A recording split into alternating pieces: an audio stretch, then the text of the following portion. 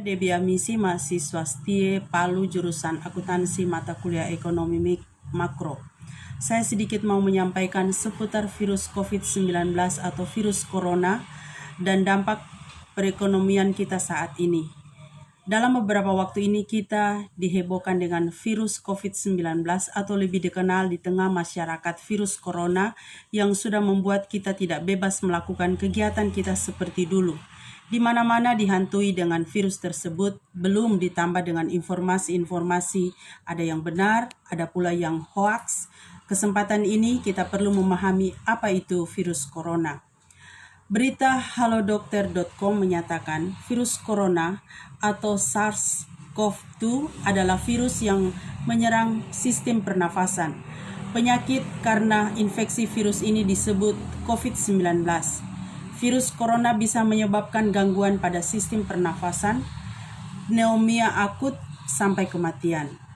Adanya virus corona, maka pemerintah memberlakukan langkah lockdown secara nasional untuk memutus mata rantai penyebaran virus mematikan tersebut.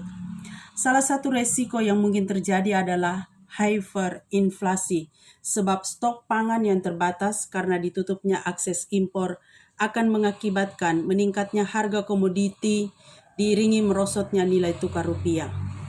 Argumen saya tentang dampak virus corona dan kerugian ekonomi saat ini adalah sangat tepat langkah yang diambil pemerintah, sekalipun ada bidang lain yang tetap berjalan, namun hal ini pasti mengganggu perekonomian kita. Seperti yang dicatat Kompas.com 19 Maret 2020, Bank Indonesia merevisi proyeksi pertumbuhan ekonomi Indonesia 2020 dari 5,0 sampai 5,4% menjadi 4,2 sampai 4,6%. Proyeksi tersebut dipengaruhi adanya kasus pandemi virus corona atau COVID-19 yang juga melanda Indonesia. Pasca berakhirnya COVID-19, pertumbuhan ekonomi 2021 diperkirakan kembali meningkat menjadi 5,2 sampai 5,6%.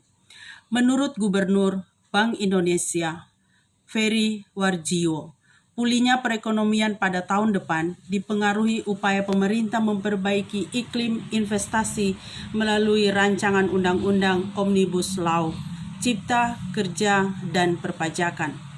Bank Indonesia mengapresiasi langkah stimulus fiskal pemerintah dalam meminimalkan dampak COVID-19 yang bersamaan dengan rencana penyelenggaraan pemilihan kepala daerah serentak diperkirakan dapat menopang prospek pertumbuhan ekonomi, katanya dalam konferensi video di Jakarta Kamis 19 Maret 2020.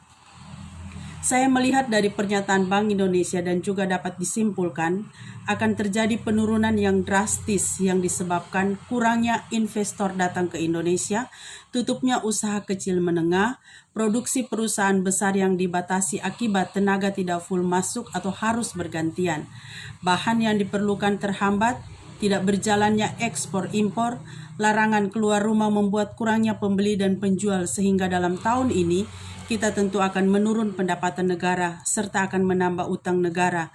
Dari awal diperkirakan pertumbuhan ekonomi Indonesia dari 5,0 sampai 5,4% menurun menjadi 4,2 sampai 4,6%. Namun sisi lain yang saya lihat, apabila virus ini dapat diatasi segera, maka Indonesia segera pulih dan akan terjadi peningkatan keuangan yang prediksi akan melebihi pencapaian target pendapatan negara tahun 2019.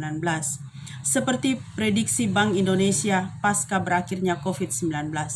Pertumbuhan ekonomi Indonesia 2021 diperkirakan kembali meningkat menjadi 5,2 sampai 5,6%. Sekian argumen saya secara singkat tentang perekonomian Indonesia dalam dampak dari virus corona. Terima kasih.